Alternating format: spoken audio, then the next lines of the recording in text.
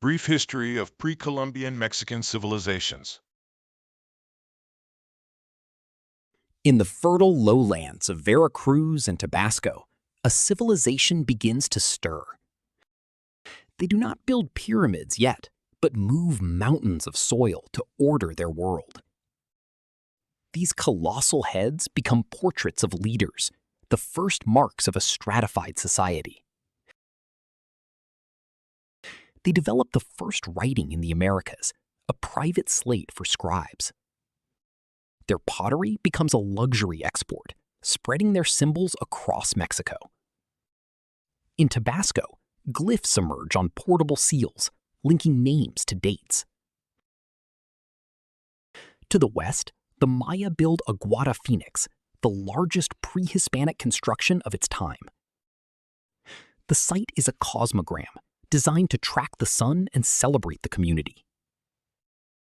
Deep in the plateau, they bury offerings in the shape of a cross, honoring the cardinal directions. A debate begins. Was there one mother culture or many sister cultures evolving together? Regardless, they lay the foundation for every civilization that will follow. In the valley of Oaxaca, a new citadel rises to dominate the southern highlands. Teotihuacan emerges as the greatest metropolis in the ancient Americas. Over 100,000 people live here, drawn by springs and economic power. It is a city of many cultures, from the Gulf Coast to the Valley of Oaxaca. Torrential rains open a secret, a 3-foot sinkhole at the base of a pyramid. Sergio Gomez finds a tunnel sealed by boulders for nearly 2 millennia. Robots navigate the dark, discovering extraordinary symbolic treasures. Beneath the temple, they find a river of mercury, representing the underworld. The tunnel is a physical recreation of the cosmic underworld. Mysterious disco balls litter the chambers, their purpose lost to time. The work is slow and dangerous, a search for the remains of kings.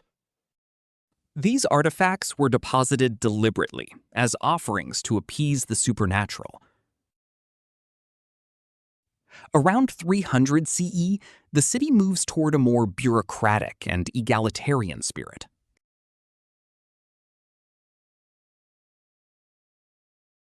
Deep in the rainforest, the Maya Classic period reaches its glorious zenith. They develop the most sophisticated writing system in the Western Hemisphere. Divine kings, the Ajautak, rule through genealogy and religious authority. Precise calendars track time from a mythical creation date in the distant past. Great temples serve as the tombs of rulers, immortalized in stone. They chart the movements of Venus and the moon with mathematical precision. Every movement of the heavens is recorded in sacred tables. Time is not a line, but a cycle of repeating days and omens. Rulers maintain the cosmic order through ritual and sacrifice. The ball game represents the movement of the sun and mythological battles. High social status is marked by prestige technologies and exotic goods. The stars are a river of life, connecting the living to their ancestors.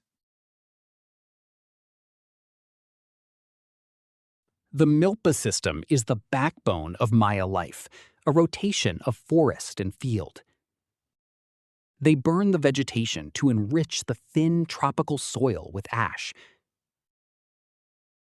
With simple wooden tools, they plant the seeds of their civilization. Corn, beans, and squash grow together, a partnership of nutrients and shade.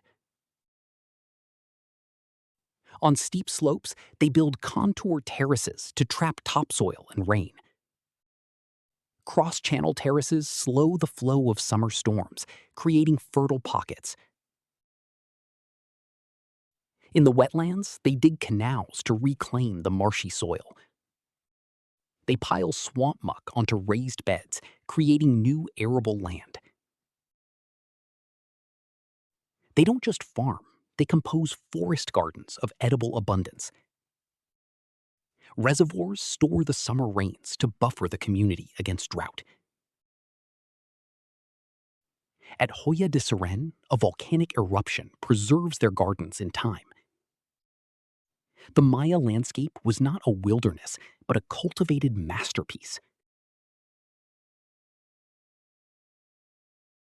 In the 9th century, a series of severe megadroughts strikes the lowlands. Their engineering, built on consistent rainfall, begins to fail. Deforestation and erosion amplify the aridity, stressing the food supply. Resource scarcity triggers endemic warfare between competing city-states. Divine kings fail to deliver on their social promises of rain and abundance. Construction stops. The cessation of inscriptions marks the onset of decline. Peasants and artisans abandon the interior, migrating towards sea trade routes. Commerce shifts from overland trails to seaborne transit. The cities are abandoned, slowly swallowed by the returning jungle. The collapse is not total. Some regions flourish even as the heartland dies. Paleoclimatologists find the evidence of this rupture in the stone of caves. The forest recovers, but the massive population of the interior never returns. The Mexica begin a 2-century pilgrimage toward the Valley of Mexico. In 1325, they find their sign and found the city of Tenochtitlan. Running out of land, they turn the lake itself into a farm. They build fences of reeds to hold back the lake mud. They pile layers of mud and vegetation until a new island rises. The willow roots anchor the gardens and provide shade for the crops. These artificial islands yield up to 7 harvests in a single year. Capillary action provides constant moisture. The farmer never hauls water. Canals become nutrient highways and transportation routes to the markets. The Chinampas feed a massive city of 200,000 inhabitants. Flowers carry religious significance, used in ceremonies and daily life. It is the most powerful Mesoamerican kingdom of all time.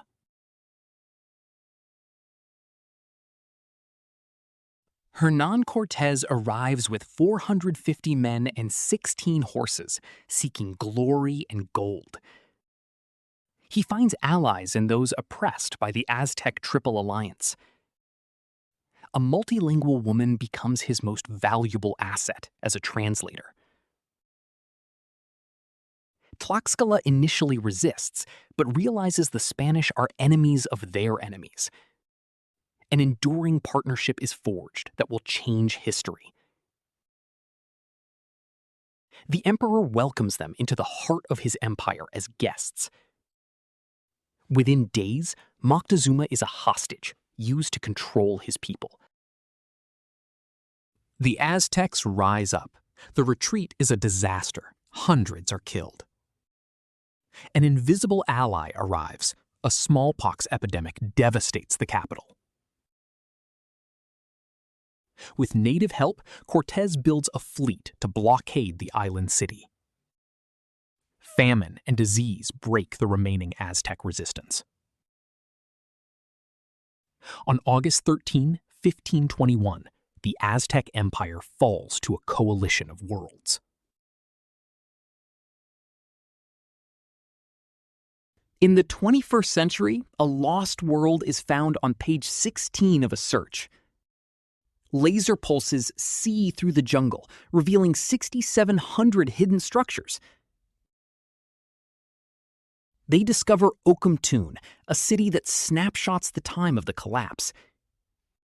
The ancient canals remain a refuge for the endangered axolotl.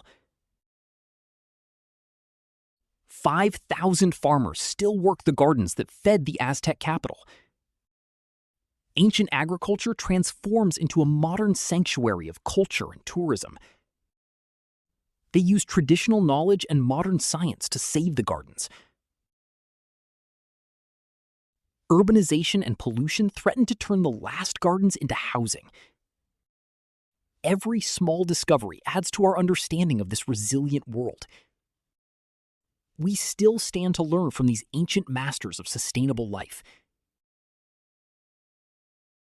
The ruins are a testament to the ingenuity of 1,000 years. Their history is not dead. It is a living cycle, still breathing today.